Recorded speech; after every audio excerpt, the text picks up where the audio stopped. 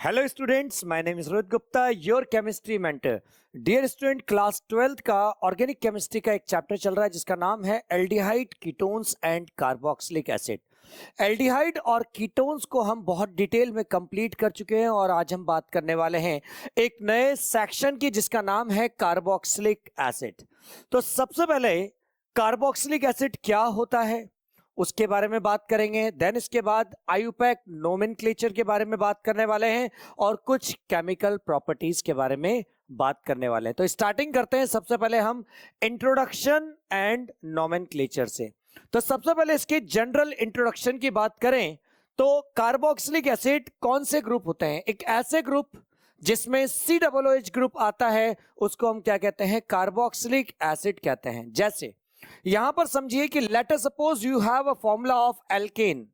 अब आप जानते हैं कि एल्केन का क्या फॉर्मूला होता है? एल्केन का फॉर्मूला होता है CnH2n+2। ये एल्केन का जनरल फॉर्मूला होता है। और अगर एल्केन के जनरल फॉर्मूला में अगर एक हाइड्रोजन आप रिमूव कर दें यानी CnH2n+1 और इसकी जगह क्या लगा दें आप? COOH एक फंक्शनल ग्रुप को यहां पर कनेक्ट कर दें तो इस ग्रुप को हम कहते हैं कार्बोक्सिलिक ग्रुप। होप सो आपको बहुत अच्छी तरीके से ये चीज समझ में आ गई होगी। अब देखिए, the general formula of carboxylic acid is CnH2n+1 और एक हाइड्रोजन हटा के हमने क्या लगा दिया? COOH फंक्शनल ग्रुप को हमने यहां पर प्लेस कर दिया। तो ये जनरल फॉर्मूला हो गया कार्बोक्सिलिक एसिड का। आगे देखिए, carbon compounds containing a carboxyl functional group. कौन सा कार्बोक्सिल फंक्शनल ग्रुप? COOH। इसको हम बोलते हैं कार्बोक्सिल फंक्शनल ग्रुप, ठीक है, आर कॉल्ड कार्बोक्सिलिक एसिड। अगर किसी भी एक कंपाउंड में COOH ग्रुप आपको दिख जाता है इसका मतलब वो कंपाउंड क्या कहलाता है? कार्बोक्सिलिक ग्रुप कंपाउंड कहलाता है। नेक्स्ट इंपॉर्टेंट पॉइंट देखिए, the carboxyl group consist of a carbonyl group attached to a hydroxyl group, hence its name carboxyl।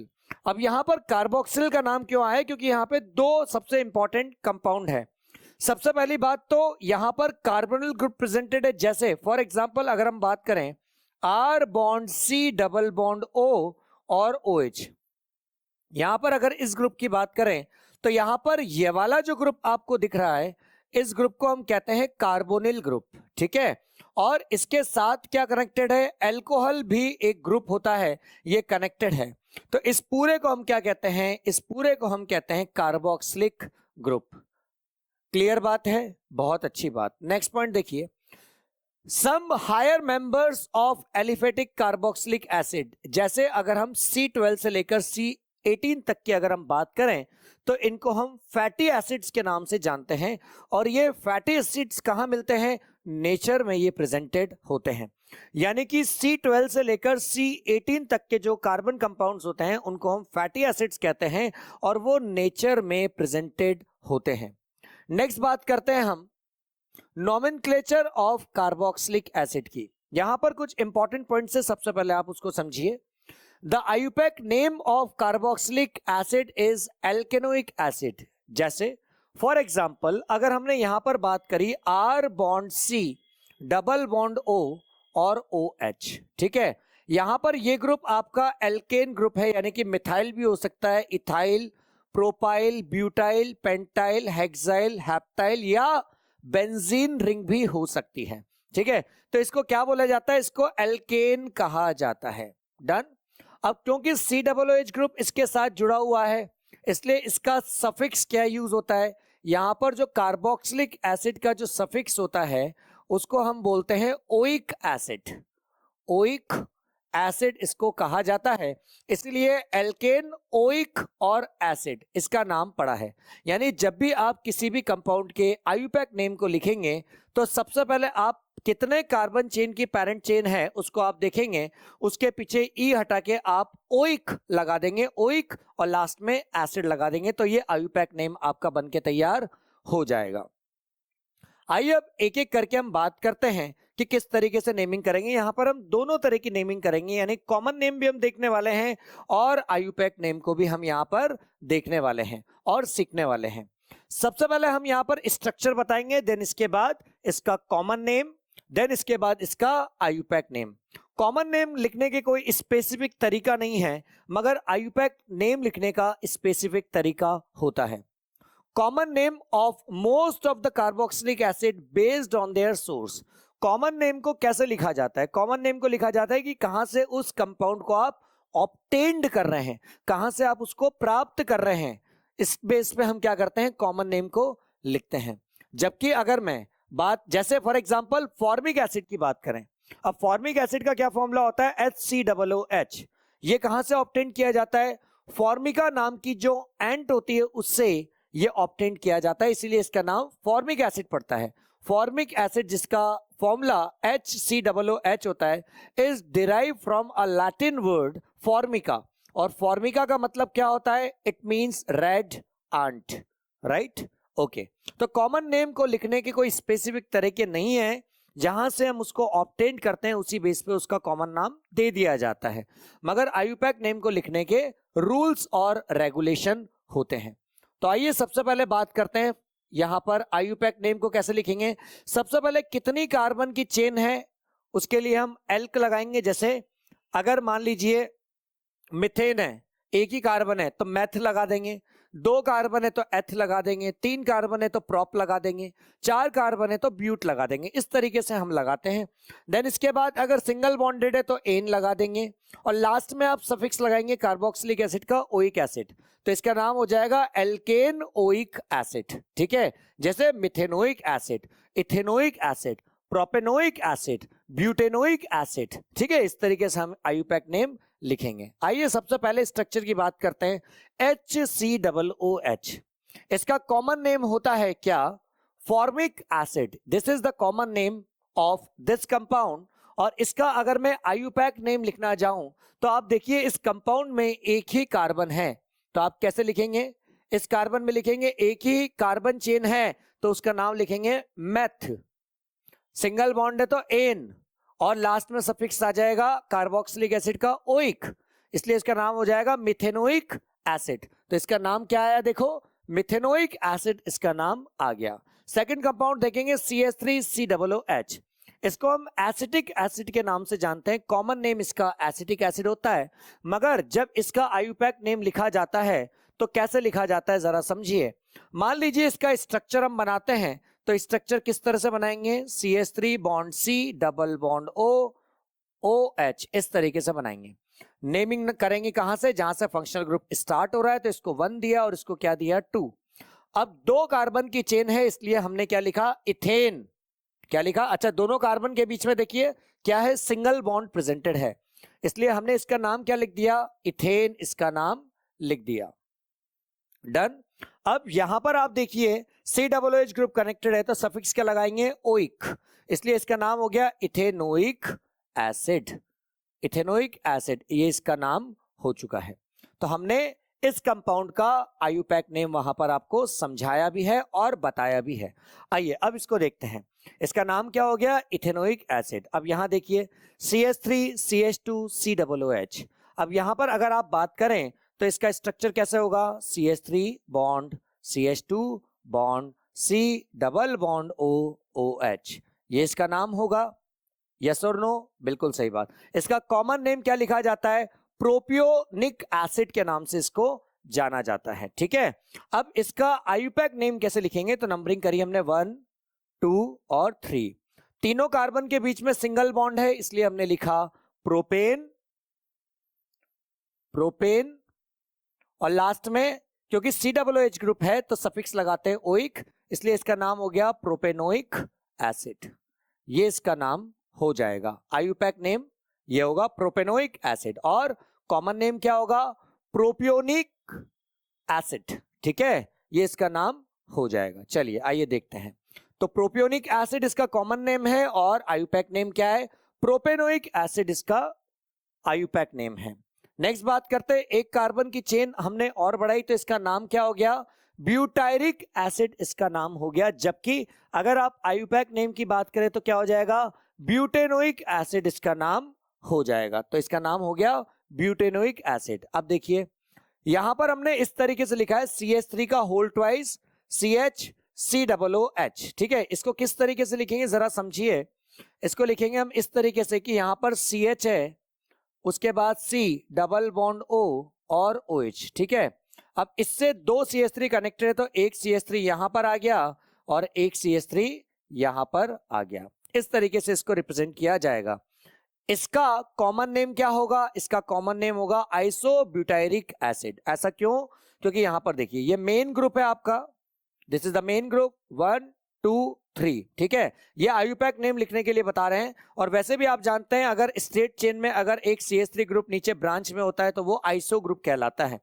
तो आइसोब्यूटायरिक एसिड इसका नाम होगा। जबकि अगर आप इसका आयुपैक नेम लिखना चाहे तो क्या लिखेंगे? 2 मिथाइल प्रोपेनिक एसिड, है ना, 2 मिथाइल प्रोपेनोइक एसिड, ये इसका नाम हो जाएगा। देखो 2 मिथाइल प्रोपेनोइक एसिड ये इसका नाम हो जाएगा। नेक्स्ट देखिए अगला वाला, यहां पर हो COOH और COOH। ये बहुत फेमस कंपाउंड है, इसका नाम होता है ऑक्जेलिक एसिड। इसका नाम क्या होता है? Oxalic acid. अब इसका अगर आप आयुपैक नेम लिखना चाहें तो आयुपैक नेम क्या होगा? इथेन इडियोइक एसिड, ठीक है। इथेन इडियोइक एसिड इसका नाम होता है। डन। अगला देखिए, यहां पर COOH है, यहां पर भी COOH है और यहां पर CH2 है, ठीक है। यानी दोनों तरफ COOH है और बीच में क्या है आपका? CH2 है। तो इसका नाम क्या होगा? इसका कॉमन नेम होता है मैलोनिक एसिड, ठीक है। जबकि अगर मैं इसकी बात करूं तो इसका नाम क्या होगा? इसका नाम होगा प्रोपेन 1,3 डाइओइक एसिड। ये कैसे आया जरा समझिए। लेटर सपोज हम इस स्ट्रक्चर को यहां बनाते हैं, HOOC bond CH2 bond COOH, ठीक है। ये हमने बना दिया। इसका आयुपैक नेम लिखना है तो आपने पूरी चेन को सेलेक्ट किया। क्या हुआ भाई? आप नंबरिंग कहीं से भी स्टार्ट कर सकते हो, आपकी मर्जी है। तो मैंने बोला 1 2 3। अब ये 3 कार्बन की चेन है, तीनों कार्बन के बीच में सिंगल बॉन्ड है, इसलिए हमने लिखा है प्रोपेन। फर्स्ट और थर्ड पे ओइक एसिड लगा हुआ है, इसलिए लिखा है 1,3 डाइओइक एसिड। क्योंकि 2 COOH है इसलिए हमने क्या लगाया है? डाई यहां पर लगाया है। अगला देखिए, COOH CH2 का होल ट्वाइस COOH, इसका नाम क्या होता है? इसका नाम होता है सुसीनिक एसिड। क्या नाम होता है? सुसीनिक एसिड इसका नाम होता है। जबकि अगर मैं इसके आयुपैक नेम की बात करूं तो आयुपैक नेम में ये क्या हो गया? 1, फिर ये 2, ये 3 और ये क्या हो गया? 4। 4 कार्बन की चेन है और 4 कार्बन की चेन है, इसका मतलब क्या हो गया? ब्यूटेन। और कहां 1 और 4th पे ओइक है तो ब्यूटेन 1,4 डाइओइक एसिड इसका नाम हो जाएगा। डन, बहुत अच्छी बात है। नेक्स्ट देखिए, नेक्स्ट स्ट्रक्चर में हमने एक कार्बन की चेन और बढ़ा दी तो इसका नाम क्या हो जाएगा? Pentane 1,5 dioic acid. मगर इसका कॉमन नेम क्या होता है? ग्लूटेरिक एसिड इसका कॉमन नेम होता है। यह आपका बायोमोलिक्यूल्स में भी आपको पढ़ने को मिलेगा, ठीक है। तो ग्लूटेरिक एसिड इसका नाम होता है और इसका नाम आयुपैक नेम क्या होगा? Pentane 1,5 dioic acid. नेक्स्ट देखिए, एक कार्बन बीच में हमने और बढ़ाया तो इसका जो कॉमन नेम होगा वो क्या हो जाएगा? Adipic acid. काफी फेमस कंपाउंड है ये भी, this is very famous compound. Adipic acid इसका कॉमन नेम होता है। और अगर मैं इसके आयुपैक नेम की बात करूं तो बोलेंगे हेक्सेन 1,6 डाइओइक एसिड। यानी क्या नाम होगा? Hexane 1,6 dioic acid. अब आगे देखिए, मान लीजिए ये कंपाउंड आपके पास है, इस कंपाउंड को आप ओपन करके बनाएं तो ज्यादा अच्छी तरीके से आपको समझ में आएगा। मैं इसका नेमिंग भी अभी आपको बताऊंगा।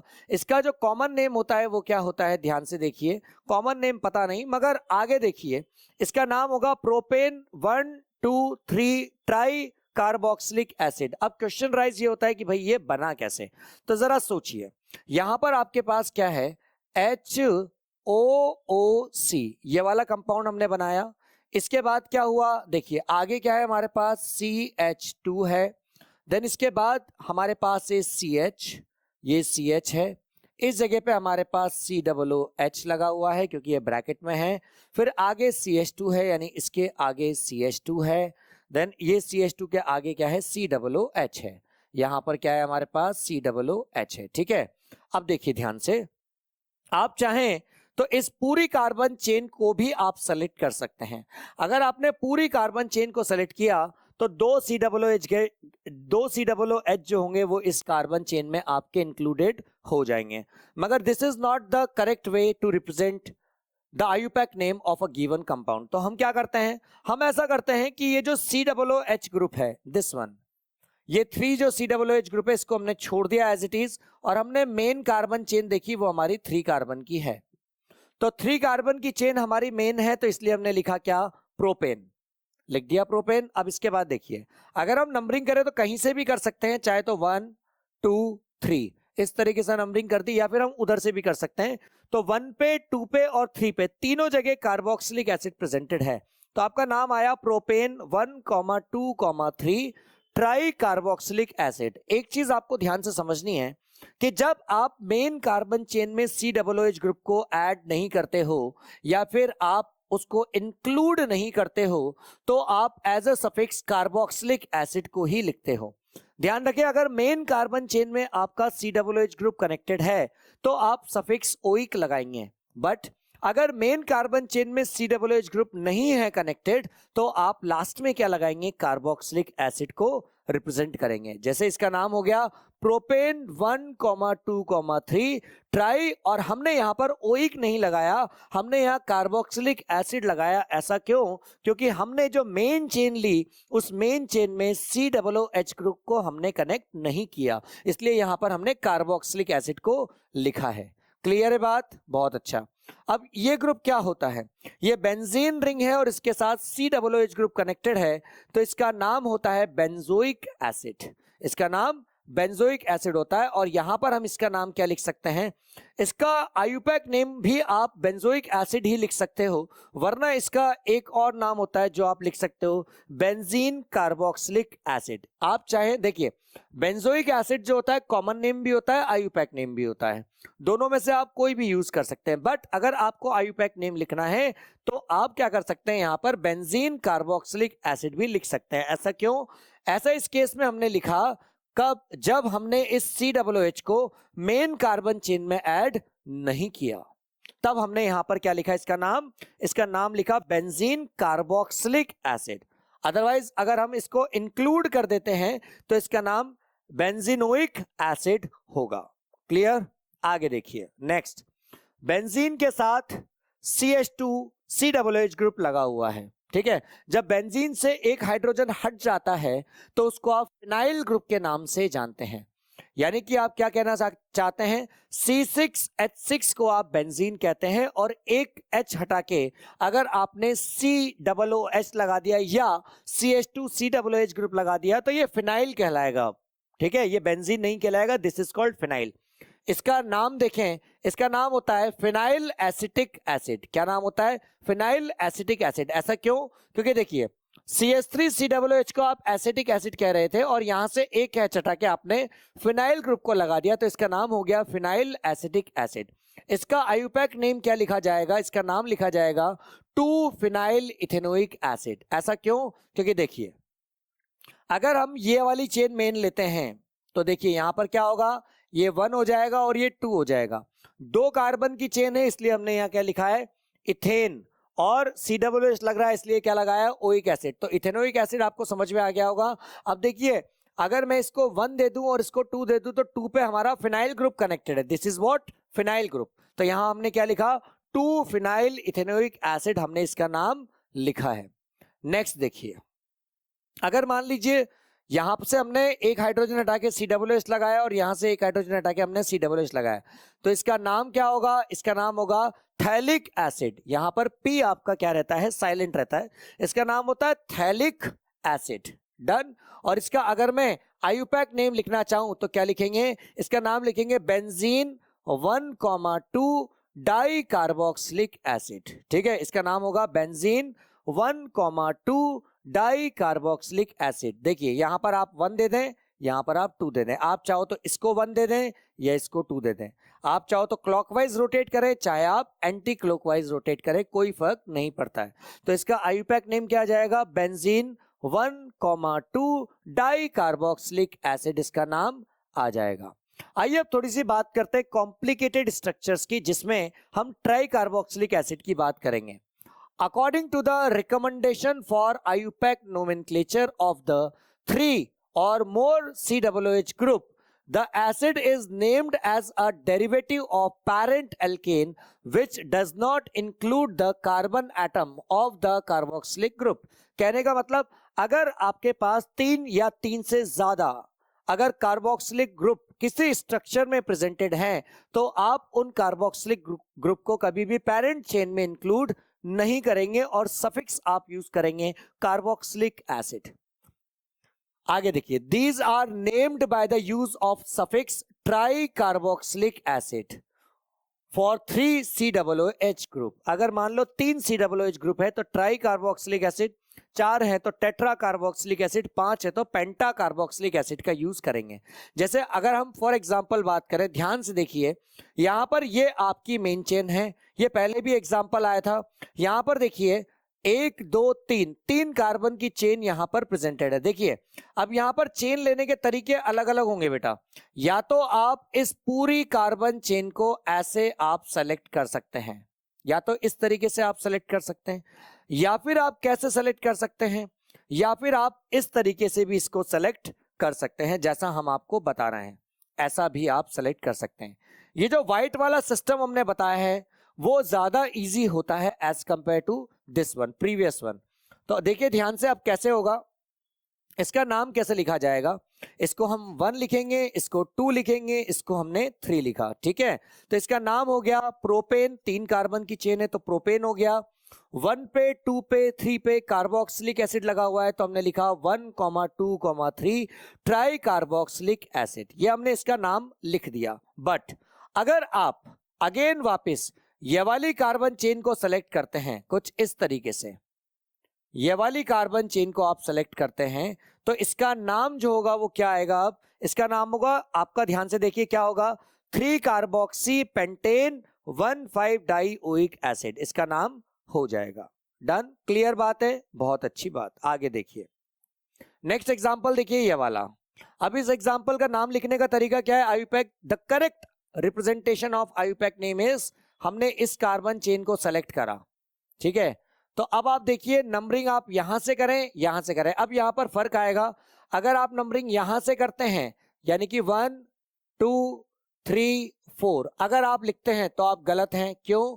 क्योंकि अगर आप नंबरिंग इधर से करेंगे तो 1 2 3 4 लोवेस्ट लोकेंट, यानी जहां से आप नंबरिंग कर रहे हैं वो पास पड़ना चाहिए कार्बोक्सिलिक एसिड के।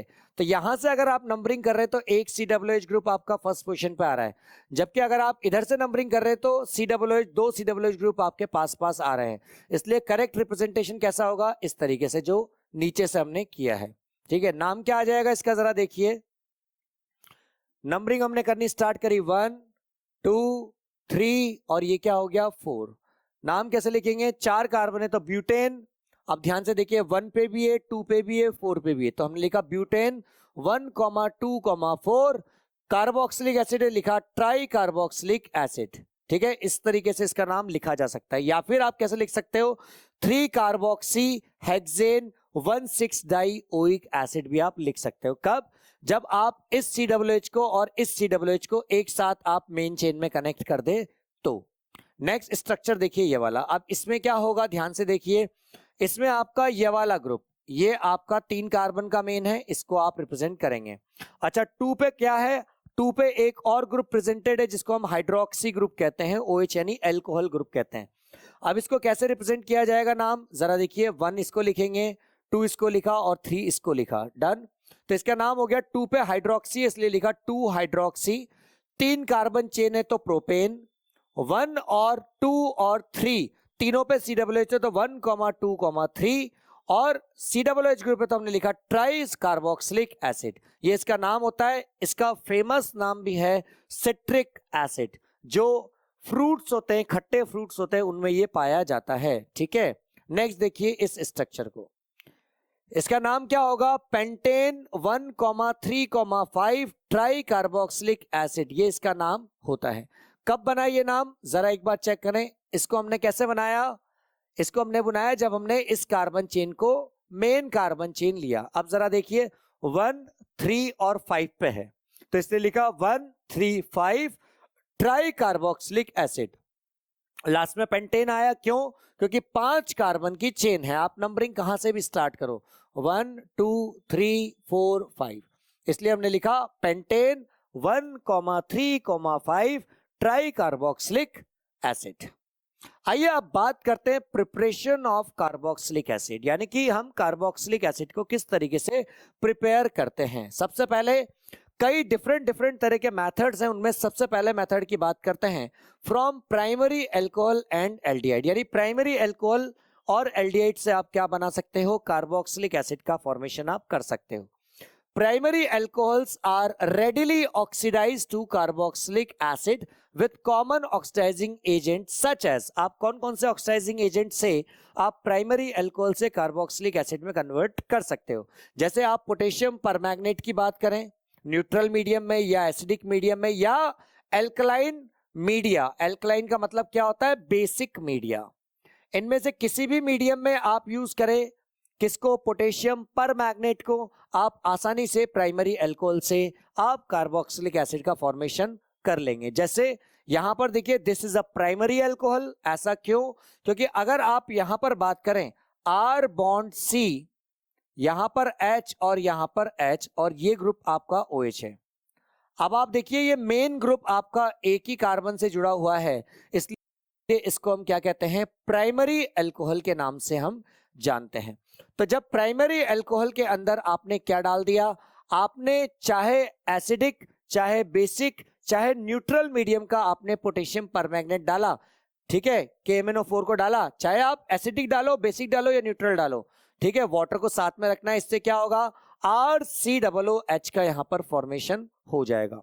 वैसे भी आप जानते हैं कि अगर आप अल्कोहल का ऑक्सीडेशन कर देते हैं, ऑक्सीडेशन कर देते हैं तो क्या हो जाता है, आपको COOH ग्रुप मिल जाता है। क्लियर, आपको क्या मिल जाएगा, COOH ग्रुप आपको मिल जाएगा। जैसे CH3 CH2 का होल 8 CH2OH है। अब इससे क्या मिलेगा आपको, अगर मान लीजिए इसके अंदर हमने, इसको क्या नाम होता है, डेकेन 1 ऑल, ये इसका नाम होता है, इसके अंदर हमने कोई भी मीडियम डाला, जैसे हमने एल्कलाइन KMnO4 डाला था, उसी तरीके से हम CrO3 H2SO4 का भी यूज कर सकते हैं, वाटर का यूज आपको करना ही पड़ेगा।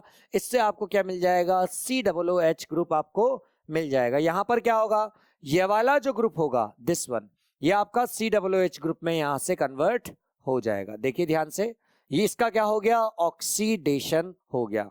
नाम क्या होगा इसका, डेकेनोइक एसिड इसका नाम हो जाएगा। सेकंड देखें, फ्रॉम एल्किल बेंजीन, यानी aromatic carboxylic acid. Aromatic carboxylic acid का मतलब क्या होता है, जैसे बेंजोइक एसिड की आप बात कर लो, ये aromatic carboxylic acid can be prepared by vigorous oxidation of alkyl benzene with chromic acid और एसिडिक और alkaline potassium permanganate. Same reaction है, बस यहां पर ऑक्सीडेशन आपको फास्ट करना पड़ेगा। जैसे the entire side chain is oxidize, पूरी की पूरी साइड चेन आपकी क्या हो जाती है, ऑक्सीडाइज हो जाती है to the carboxyl group. Carboxyl group में irrespective of the length of the side chain, चाहे वो कितनी भी बड़ी कार्बन चेन हो, वो पूरी कार्बन चेन आपकी कार्बोक्सिलिक एसिड में कन्वर्ट हो जाएगी।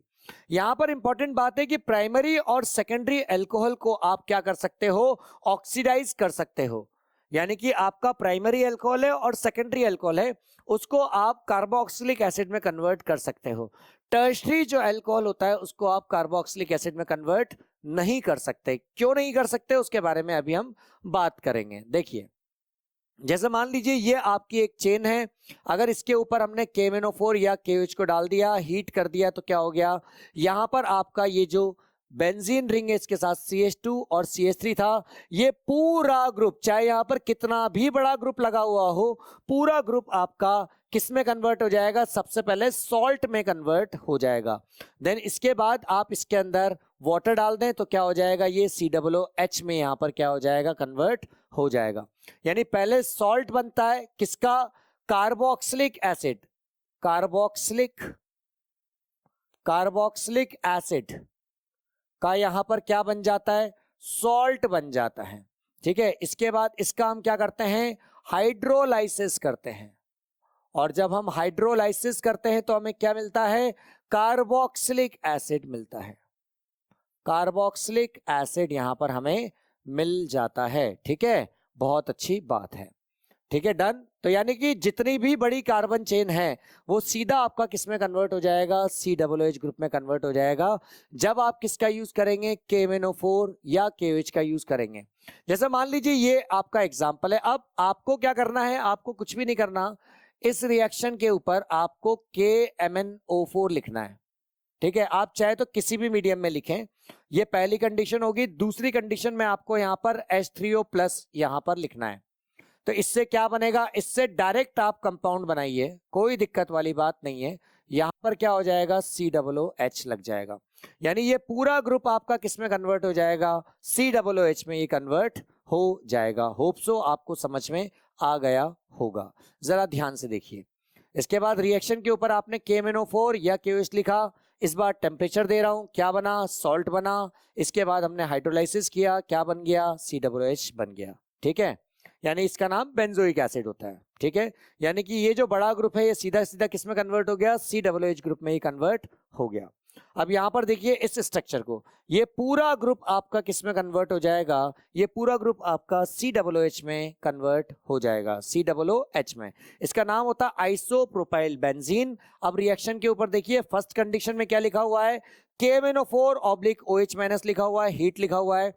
और सेकंड कंडीशन में आपको डाइल्यूट H2SO4 दे रखा है। डाइल्यूट H2SO4 क्या मतलब है कि इसके अंदर वाटर प्रेजेंटेड है, और अगर इसके अंदर वाटर प्रेजेंटेड है यानी कि अब क्या हुआ है, इस क्वेश्चन में डायरेक्टली फर्स्ट स्टेप और सेकंड स्टेप दोनों का यूज कर लिया गया है, यानी कि डायरेक्टली हम क्या कंपाउंड बनाएंगे, यहां पर बेंजोइक एसिड का फॉर्मेशन करेंगे इस तरीके से। डन, ये क्या बन चुका है, बेंजोइक एसिड बन चुका है। अब यहां पर अगर देखें, कितनी भी बड़ी कार्बन चेन हो बेंजीन के साथ कनेक्टेड, वो सीधा सीधा पूरा किस में कन्वर्ट हो जाएगा, कार्बोक्सिलिक एसिड में कन्वर्ट हो जाएगा। अब देखिए यहां पर क्या है, अगर ध्यान से देखें तो बेंजीन के साथ क्या कनेक्टेड है, ये कार्बन कनेक्टेड है। अब आपने इस रिएक्शन के ऊपर क्या लिखा, KMnO4/OH- लिख दिया, और सेकंड कंडीशन में आपने डाइल्यूट H2SO4 लिख दिया। अब क्वेश्चन अराइज ये होता है, क्या रिएक्शन होगी, नहीं होगी। क्यों, क्योंकि इस कार्बन के पास नो हाइड्रोजन इज प्रेजेंट, यहां पर कोई भी हाइड्रोजन प्रेजेंटेड नहीं है, इसलिए यहां पर क्या होगा, यहां पर नो रिएक्शन, यहां पर कोई भी रिएक्शन परफॉर्म नहीं होगी।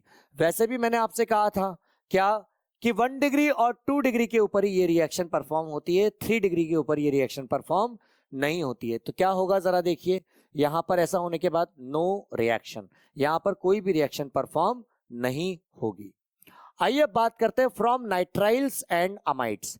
Nitriles are hydrolyzed to amide. Nitriles का मतलब क्या होता है, C∧N, ये आपका किस में कन्वर्ट हो जाएगा, अमाइड में।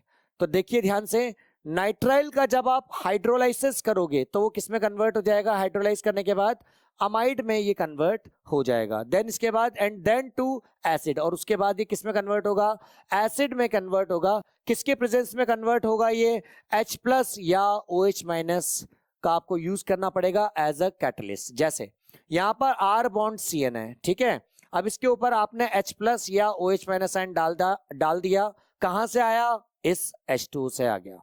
ठीक है, H2O क्या देता है, H+ आयन और OH- आयन को प्रोवाइड करने का काम करता है। तो इससे क्या बना, क्या है ये, दिस इज कॉल्ड अमाइड। क्या बना, ये अमाइड बना है। कैसे बना है जरा समझिए। अगर मैं इस रिएक्शन को थोड़ा सा यहां पर ओपन करके लिखूं तो कैसे लिखूंगा, R⁴C⁻N, इस तरीके से लिखूंगा। अब हमने इसके अंदर क्या डाला, वाटर डाला। वाटर का मतलब क्या होता है, वाटर का मतलब होता है ये देखिए H और H2O हमने डाल दिया। अब देखिए क्या हुआ, यहां से ये दोनों हाइड्रोजन के बॉन्ड टूटे और यहां से भी कार्बन और नाइट्रोजन के बीच के 2 बॉन्ड टूट गए। इससे हुआ क्या, यहां पर देखिए 2 हाइड्रोजन किसके साथ आ गए, इस नाइट्रोजन के साथ, यानी कि यहां पर क्या हो गया, जरा एक बार चेक करें, R⁴C, ठीक है, सिंगल बॉन्ड तो है ही सही। इसके साथ दोनों हाइड्रोजन किससे कनेक्ट हो गए, नाइट्रोजन से, यानी NH2 आ गया। और ये जो ऑक्सीजन है किससे कनेक्ट हुआ, 2 बॉन्ड टूटे हैं तो 2 बॉन्ड बनेंगे भी सही। तो यहां पर क्या बना, इस तरह का ये कंपाउंड बन गया। देखिए यही कंपाउंड ये है, इसका नाम क्या होता है? इसका नाम होता है अमाइड। क्या नाम होता है इसका? अमाइड इसका नाम होता है। अब इसके बाद हमने क्या करा? हाइड्रोलाइसिस किया। देन इसके बाद क्या होगा? यहाँ पर RCOOH का फॉर्मेशन हो जाएगा। डन। कैसे हो जाएगा? बहुत सिंपल सी बात है। यहां पर देखिए जो वाटर है उसका H जो होगा वो आपका इसके साथ NH2 के साथ चला जाएगा, अमोनिया गैस यहां से बाहर निकल जाएगी, और जो OH होगा वो किसके साथ जुड़ेगा? इस कार्बन के साथ। इस कार्बन के साथ जुड़ जाएगा तो R बॉन्ड CO और लास्ट में क्या आ जाएगा? OH आ जाएगा। इसको ऐसे भी समझ सकते हैं, OH और ये क्या है? H। ठीक है, ये प्लस का है और ये का है माइनस का। ये बॉन्ड टूटा, यहां से ये बॉन्ड टूटा। कैसे टूटेगा भाई? ये अपने इलेक्ट्रॉन खींचेगा, बैक बॉन्डिंग करेगा, ये यहां से बाहर निकल जाएगा। जब ये यहां से बाहर से निकलेगा तो इसके ऊपर क्या आएगा? नेगेटिव चार्ज आएगा। तो नेगेटिव किससे जुड़ जाएगा? इस H प्लस से। तो यहां पर क्या बनाएगा भाई? NH3 का, यानी अमोनिया का फॉर्मेशन कर लेगा। यहां पर क्या है? इसके ऊपर पॉजिटिव है। अब पॉजिटिव से कौन जुड़ेगा भाई? नेगेटिव जुड़ेगा। तो क्या बन जाएगा? R bond C double bond O, और इससे ये OH जुड़ गया यानी OH। यानी इस तरीके से RCOOH का फॉर्मेशन यहां पर हो जाता है। क्लियर? बहुत अच्छी बात है। आगे देखिए, मान लीजिए आपके पास CH3CONH2 है, इसको बोलते हैं इथेन अमाइड। अब इस रिएक्शन के ऊपर आपने H3O प्लस लिख दिया और हीट दे दिया, तो क्या बन गया भाई? CH3COOH बन गया। देखिए ये CH3 तो था ही सही, ध्यान से फोकस करें, ये CH3 तो था ही सही। CONH2 किस में कन्वर्ट हो गया? COOH में कन्वर्ट हो गया। बिल्कुल उसी तरीके से जैसे यहां पर देखिए CONH2 किस में कन्वर्ट हो गया था? CONH2 COOH में कन्वर्ट हो गया था। ठीक है, इस तरीके से इसका नाम होता है इथेनोइक एसिड। डन। इसके साथ क्या बन जाएगा? अमोनिया गैस बन जाएगी। अब जैसे यहां पर आप देखें, यहां पर क्या होने वाला है? इसका नाम होता है बेंजामाइट। ठीक है, रिएक्शन के ऊपर आपने H3O प्लस लिख दिया, टेम्परेचर दिया, तो क्या होने वाला है? इस जगह CONH2, इस जगह पे आपका ग्रुप आने वाला है बेटा COOH। क्या आने वाला है? COOH। तो क्या बन गया? देखो COCOOH बन गया। क्या बोलते हैं इसको? बेंजोइक एसिड के नाम से जाना जाता है। यहां से अमोनिया गैस यहां से बाहर हो जाएगी। नेक्स्ट रिएक्शन देखिए बेटा, ग्रिग्नार्ड रीजेंट। ग्रिग्नार्ड रीजेंट क्या होता है? ग्रिग्नार्ड रीजेंट को organo organo metallic organo metallic compound के नाम से भी जाना जाता है। ठीक है, क्या होता है? RMgX को आप ग्रिग्नार्ड रीजेंट कहते हैं, जिसमें मैग्नीशियम के ऊपर पॉजिटिव आता है, इसके ऊपर नेगेटिव रहता है, और इसके ऊपर क्या रहता है? नेगेटिव रहता है। ठीक है, ये एक बेसिक इंफॉर्मेशन बता दी हमने ग्रिग्नार्ड रीजेंट की आपको।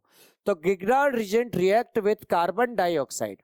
ग्रिग्नार्ड रीजेंट किसके साथ रिएक्ट करता है? कार्बन डाइऑक्साइड के साथ, जिसको आप ड्राई आइस कहते हो, इसके साथ रिएक्ट करता है to form salt of carboxylic acid. Salt of carboxylic acid का मतलब क्या हो गया? COO Na बना लेगा वो, ठीक है, प्लस का, या COO K+ भी बना सकता है। इन्हीं को हम क्या कहते हैं? सॉल्ट कहते हैं। ये रिएक्शन पीछे भी आई थी। Which gives corresponding carboxylic acid. उसके बाद क्या होगा? कार्बोक्सिलिक एसिड आपको मिलेगा। कब मिलेगा?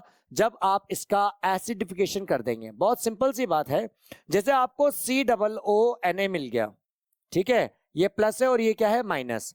अब आप इसका एसिडिफिकेशन करें H+।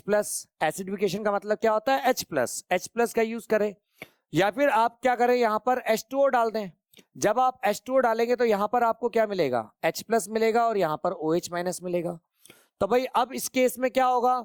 यहां पर Na+ जो होगा वो तो OH- के साथ कंबाइंड होकर NaOH बना लेगा, और ये जो यहां से माइनस है ये इसके साथ जुड़ के क्या बना लेगा? COOH बना लेगा। यानी कार्बोक्सिलिक एसिड का यहां पर फॉर्मेशन हो जाता है।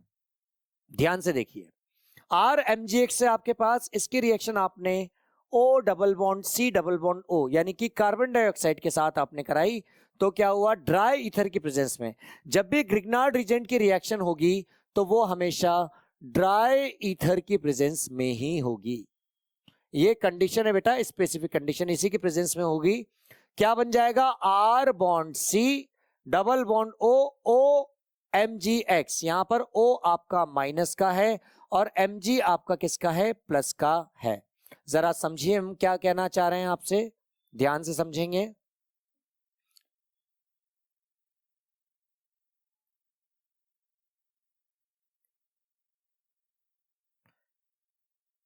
यहां पर प्लस नहीं आएगा, प्लस किसके ऊपर आएगा, प्लस मैग्नीशियम के ऊपर आएगा, ठीक है। तो अब आप समझिए, यहां पर प्लस आया, यहां पर क्या आ गया माइनस। इसके बाद एसिडिफिकेशन कराइए आप, एसिडिफिकेशन कराने पर क्या हो जाएगा, RCOOH बन जाएगा, ठीक है। यहां से क्या होगा, R बॉन्ड C, ये माइनस है, तो जब एसिडिफिकेशन कराएंगे H प्लस और OH माइनस, इस केस में क्या होगा, ये H इसके साथ कंबाइंड हो जाएगा, तो देखिए RCOOH ये बन गया, और इसके साथ क्या बनेगा, इसके साथ यहां पर MgOH X का यहां पर क्या हो जाएगा, फॉर्मेशन हो जाएगा, ठीक है। बहुत अच्छी बात है। आगे देखिए, from acyl halide and anhydride, acid chloride, acid chloride क्या होता है, R bond C double bond O bond Cl, इसको हम कहते हैं acid chloride. Acid chloride when hydrolyse with water, जब इसकी रिएक्शन आप वाटर के साथ कराते हैं, हम यहां करके दिखाते हैं। जब मान लीजिए इसकी रिएक्शन आपने वाटर के साथ कराई, HOH के साथ कराई, तो ये प्लस होगा और ये क्या होगा, माइनस। और इस केस में क्या होगा भाई, इस केस में यहां पर क्या होगा, प्लस होगा और यहां पर माइनस होगा। ऐसा क्यों, क्योंकि Cl जो है वो एक अच्छा लिविंग ग्रुप होता है। कैसे लीव करता है, ये अपने पाई इलेक्ट्रॉन को खींचता है, बैक बॉन्डिंग करता है और क्लोरीन यहां से चलता बनता है, ठीक है। तो अब Cl के ऊपर माइनस चार्ज हुआ, तो इन दैट पर्टिकुलर केस ये H प्लस किसके साथ चला जाएगा, Cl के साथ। तो यहां पर क्या बनेगा, यहां पर HCl आपका क्या हो चुका है, अलग हो चुका है, और ये OH इसके साथ जुड़ जाएगा। तो आप समझिए R bond C double bond O, और C के ऊपर प्लस था तो माइनस जुड़ेगा, तो क्या आ गया, OH। इस तरीके से यहां से क्या बनता है, कार्बोक्सिलिक एसिड का फॉर्मेशन होता है। तो पहले हमने बता दिया कि इस तरीके से होगा, आगे अब हम देखने वाले हैं, ध्यान से देखिए। तो एसिड क्लोराइड का जब आप हाइड्रोलाइज करते हो वाटर के साथ, तो क्या मिल जाता है, कार्बोक्सिलिक एसिड। जैसे RCOCl है, इसके साथ आप वाटर डाल दें या OH माइनस या H2O डाल दें, तो क्या होगा, RCOOH मिल जाएगा, इसके साथ Cl माइनस आयन, देन इसके बाद RCOO माइनस, और यहाँ क्या मिलेगा, Cl माइनस आयन मिल जाएगा। अब इसके बाद आप क्या कराओगे, H3O प्लस के साथ रिएक्शन कराओगे, तो RCOOH यहाँ पर आपको मिल जाएगा। Anhydride are hydrolyze to corresponding acids with water, anhydride को उनके एसिड्स के साथ हाइड्रोलाइज किया जाता है, वाटर के साथ रिएक्शन कराई जाती है, तब आपको क्या मिलता है, कार्बोक्सिलिक एसिड मिलता है। जैसे C6H5CO का होल ट्वाइस O, इसको कैसे लिखते हैं जरा समझिए, इसको ओपन करके लिखते हैं, C6H5 bond C double bond O bond O bond C double bond O bond C6H5, इसको हमने ओपन करके इस तरीके से लिखा है। अब इसका जब हम क्या कराएंगे, इसको हम कहते हैं बेंजोइक एनहाइड्राइड कहते हैं। जब हमने इसकी रिएक्शन वाटर के साथ कराई, तो हमें क्या मिला, ट्वाइस ऑफ C6H5COOH मिला, और इसके साथ साथ हमें क्या मिलेगा, बेंजोइक एसिड के साथ साथ हमें यहां पर डिफरेंट तरह के कंपाउंड्स भी मिलेंगे, ठीक है। आप इसको ऐसे भी देख सकते हैं कि आपने यहां तो आपने दोनों तरफ क्या लिया था, C6H5, यहां पर भी आपने C6H5 लिया। अब यहां पर मान लीजिए आपने लिया C6H5COOCOCH3, अब एक तरफ आपने CH3 आ गया, यानी आप समझिए इस तरफ आपका क्या आ चुका है, CH3 आ चुका है। इस केस में क्या होगा, इसका नाम होगा बेंजोइक इथेनोइक एनहाइड्राइड। हाइड्रोलाइसिस कराओगे तो क्या मिलेगा, एक तो C6H5COOH मिल जाएगा, और इसके साथ साथ आपको यहां पर क्या मिल जाएगा, इसके साथ आपको CH3COOH मिल जाएगा, ठीक है। दो कंपाउंड आपको यहां पर मिल जाएंगे। इसका नाम क्या होता है, इसका नाम होता है इथेनोइक एसिड। नेक्स्ट बात करते हैं फ्रॉम एस्टर, एस्टर्स के साथ रिएक्शन कैसी होगी, एसिडिक हाइड्रोलाइसिस ऑफ एस्टर, यानी कि अगर एस्टर का आप एसिडिक हाइड्रोलाइसिस कर दो, गिव्स डायरेक्टली कार्बोक्सिलिक एसिड, तो आपको डायरेक्टली क्या मिल जाता है, कार्बोक्सिलिक एसिड मिल जाता है। व्हाइल बेसिक हाइड्रोलाइसिस गिव्स कार्बोक्सिलेट्स, अगर आप एसिडिक हाइड्रोलाइसिस कराओगे यानी H प्लस की प्रेजेंस में कराओगे, तो डायरेक्टली आपको कार्बोक्सिलिक एसिड मिल जाएगा, और अगर आप बेसिक हाइड्रोलाइसिस कराते हो यानी OH माइनस आयन की प्रेजेंस में कराते हो, तो आपको कार्बोलेट्स मिलेंगे विच ऑन एसिडिफिकेशन, और इनका जब आप एसिडिफिकेशन करा दोगे तो आपको यहां पर कार्बोक्सिलिक एसिड मिल जाएगा। तो यहां पर मीडियम दो हैं, एक एसिडिक हाइड्रोलाइसिस और एक क्या है, बेसिक। एसिडिक में डायरेक्टली आपको कार्बोक्सिलिक एसिड मिल रहा है, जबकि बेसिक के केस में आपको क्या मिल रहा है, कार्बोक्सिलेट मिल रहा है आयंस, और उसका एसिडिफिकेशन कराने के बाद आपको कार्बोक्सिलिक एसिड यहां पर मिल रहा है।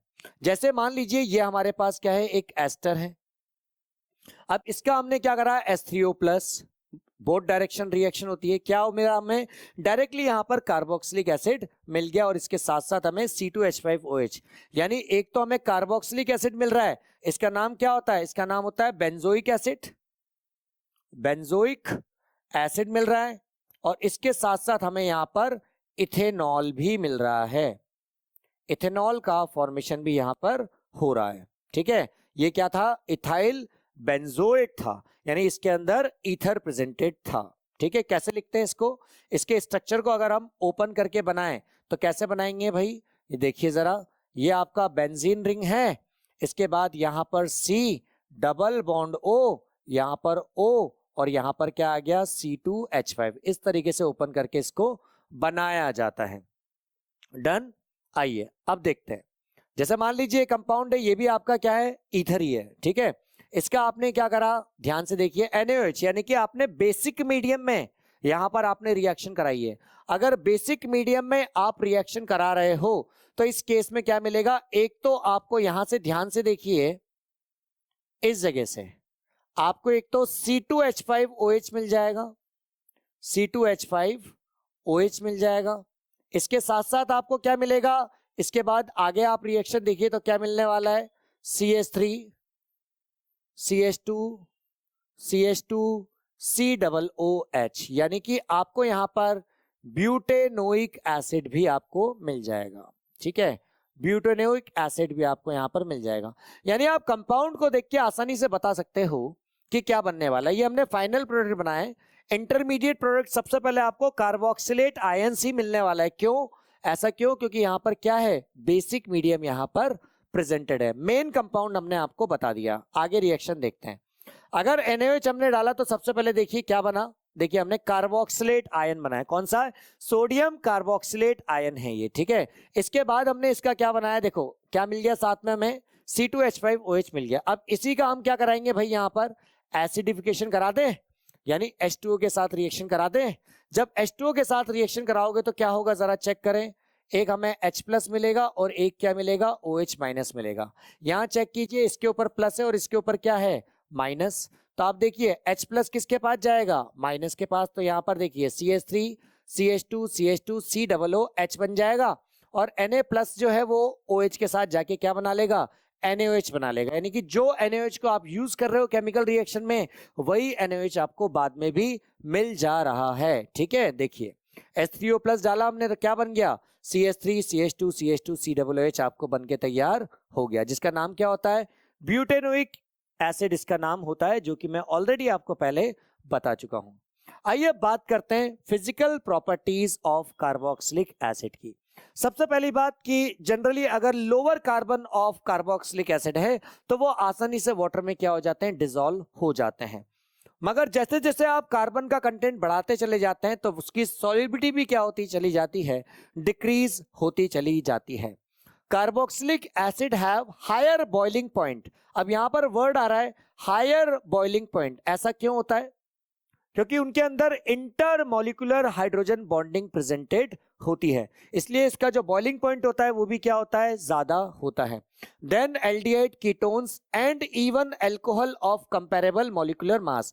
ध्यान रखें, एल्कोहल का बॉइलिंग पॉइंट कार्बोक्सिलिक एसिड से क्या होता है, ज्यादा होता है। बट जिस कार्बोक्सिलिक एसिड को यूज कर रहे हो, अगर उसी के मॉलिक्यूलर मास जैसा अगर आप अल्कोहल यूज कर रहे हो तो कार्बोक्सिलिक एसिड का बॉइलिंग पॉइंट क्या होगा, ज्यादा होगा। क्यों ऐसा, इंटरमोलिकुलर हाइड्रोजन बॉन्डिंग की वजह से, या फिर आप यहां पर भी देख सकते हैं neither donate nor accept the proton, ना तो ये प्रोटोन को डोनेट करता है, नहीं क्या करता है, एक्सेप्ट करता है।